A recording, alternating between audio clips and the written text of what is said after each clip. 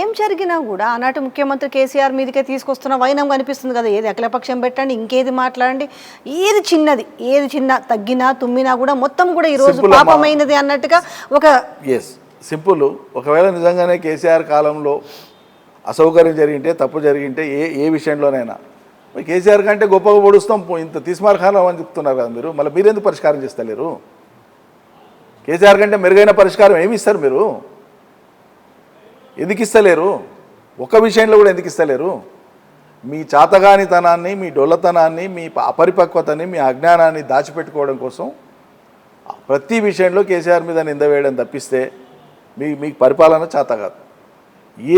ఏ విషయంలో కూడా ప్రజలకు సంబంధించినటువంటి విషయాల పట్ల మీకు లోతైన అవగాహన లేనే లేదు. ఇది మేం చెప్తలేం, మీకు మీరు బయట పెట్టుకుంటారు. ఈ రాష్ట్ర ప్రభుత్వ నేతలే ఎప్పటికప్పుడు బయట పెట్టుకుంటున్నారు. ఎటు చేసి మళ్ళీ అదే పాత పద్ధతుల్లో ఆరోపణలు, పాత పద్ధతుల్లో నిందలు, పాత పద్ధతుల్లో తూలనాడాలు తప్పిస్తే, ఇప్పుడు పాలమూరు రంగారెడ్డి ఉందమ్మ ఉదాహరణకి, రాష్ట్ర సొంత నిధులతోనూ కట్టినాం. 27,000 ఎకరాల భూసేకరణ పూర్తి చేసినాం. 170 ఎకరాలు మిగిలింది అంతే. ఎంత మిగిలింది? కేవలం 170 ఎకరాలకు పేమెంట్ ఇవ్వాలంతే. 27,000 ఎకరాల భూసేకరణ చేసి 5 రిజర్వాయర్లు, 4 పంపింగ్ స్టేషన్లు, సర్జ్ పూల్లు, టనల్లు, ఓపెన్ కెనాల్స్ మొత్తం చేసినాం. మిగిలింది జరంత పని. మనసు పెట్టి చేస్తే 3 నుంచి 6 నెలల లోపల కంప్లీట్ చేసి నీళ్ళు ఇచ్చేటువంటిది. 18 నెలలు అయ్యాలకి.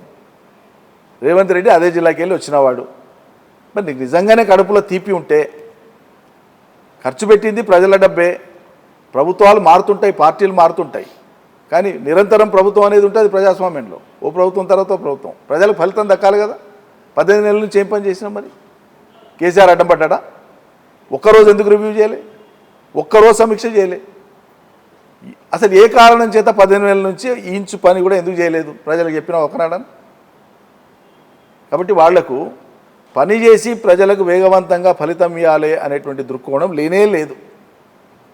రాజకీయంగా నడుపుకుంటూ పోవడం, ఎక్కడ వాళ్ళకి చేతనైతే లేదో ఆ నెపం తీసి కేసీఆర్ మీద వేయడం, అంతకుమించి. సో సైమల్టేనియస్గా మీరు కూడా పోరాటం చేస్తామని అంటున్నారు నీళ్ళ కోసం? ఇప్పుడు తప్పకుండా చేస్తాం. తొందరలోనే మా అధినేత సమావేశాన్ని పిలువనున్నారు. సుదీర్ఘంగా దీని మీద చర్చలు చేస్తాం. అన్ని కోణాలలో అన్ని విషయాలను కూడా సమగ్రంగా ఆలోచన చేసి ఏ పద్ధతిలో ప్రజల్లోకి పోవాలనో మేము ఆలోచన చేసుకుంటాం. తప్పకుండా ప్రజల్లోకి తీసుకుపోతాం. ఇది ప్రజల జీవనమరణ సమస్య అమ్మ. ఇప్పుడు చాలా జాగ్రత్తగా మన నీటి హక్కులను దఖలుపరుచుకునేటువంటి విధంగా ఒక్కొక్క స్టెప్ చాలా జాగ్రత్త పడుతూ మనం వచ్చినాం. ఇంతకాలం ప్రాజెక్టులను దారాదత్తం చేయలే కేఆర్ఎంబీకి. వాళ్ళు ఎన్నిసార్లు కోరినా చేయమని చెప్పినా మొండికేసి చెప్పేసినాం. వీళ్ళు వచ్చి రాగానే జనవరిలో ప్రాజెక్టులను అప్పగించేసినారు. మళ్ళీ మనం పోరాటం చేస్తే మళ్ళీ శాసనసభ సమావేశాలు పెట్టి తీర్మానం చేసి మళ్ళీ పంపించినారు. వీళ్ళకి అసలు ఏమంటారు, ఆ ప్రిపేర్డ్నెస్ లేదు, జాగరూకత లేదు. ఒకతాటిపైకి రావచ్చు కదా. అంటే సరే, గవర్నమెంట్ ఏదైనా ఉండొచ్చు, ఎట్లయినా జరగవచ్చు. ఒకతాటిపైకి వచ్చినప్పుడు ప్రజలకు కనీసం ఈ నెగటివ్ ఆస్పెక్ట్ పోకుండా ఉంటుంది కదా. కరెక్టే. మరి 10 ఏళ్లలో ఏమి జరగలే, మొత్తం విధ్వంసమే జరిగింది అనేతో ఏం మాట్లాడతాం మనం? 6 లక్షల ఎకరాలు మాత్రమే మీ కాలంలో, కాంగ్రెస్ కాలంలో, 10 ఏళ్ల కాలంలో మీరు ఇచ్చిన సాగునీళ్ళు తెలంగాణకు కేవలం 6 లక్షలు. అంటే 5,87,000 పైచీలకు, 6 లక్షల లోపు. మేము దాదాపు 50 లక్షల పైచీలకు ఎకరాలకు ఇచ్చినాం, నేరుగా ఇచ్చినటువంటి నీళ్లు.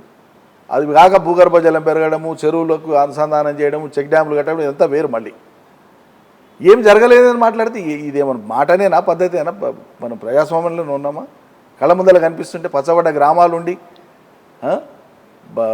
దేశంలో రికార్డు స్థాయిలో వ్యవసాయ ఉత్పత్తులు వచ్చి, ప్రధానంగా వరి పంట వచ్చి రైతులకు ప్రత్యక్షంగా వాళ్ళ చేతుల్లోకి దాదాపు 72,000 కోట్ల రూపాయలు రైతులకు రైతు బంధు రూపంలో నగదు పోయింది, బీమా అమలైంది, పంటల కొనుగోలు జరిగినాయి, గ్రామాలు బాగుపడ్డాయి, ఆత్మవిశ్వాసం పెరిగింది.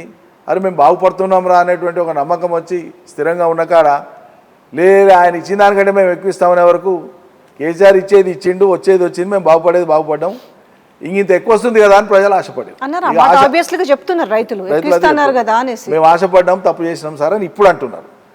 కాబట్టి ప్రజలను తప్పుడు ఆశలతోనో ప్రభావితం చేసి అధికారంలోకి వచ్చినాక వీళ్ళకి డెలివరీ చేయడానికి మెకానిజం లేదు.